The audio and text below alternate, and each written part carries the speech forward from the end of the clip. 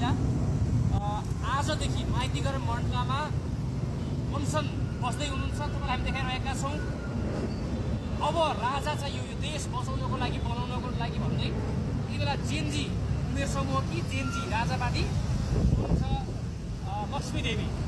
त्यसैले आमरण अनसन भोलिदेखि आमरण अनसन पानी नखाएर बस्ने र भोलिदेखि मौन अनसन पनि बस्ने, बोल्दै नबोलिकन होइन, नबोलिकन बस्ने, भोलिदेखि नबोलिकन बस्ने व्यवस्था परिवर्तनको लागि अनौठो आन्दोलन, व्यवस्था परिवर्तनको लागि तपाईँको व्यवस्था परिवर्तनको लागि राजा ल्याउने अनसनबाट हेर्नुहोस् है, राजा अनसनबाट ल्याउने ज्यान दिन तयार, बलिदान दिन तयार, पहिलो शहीद बन्न तयार यदि राजा यो देशमा आउँछन् भनेर त्यो किसिमको हिम्मतका सहित गोर्खाबाट आउनुभएकी लक्ष्मी देवी हुनुहुन्छ।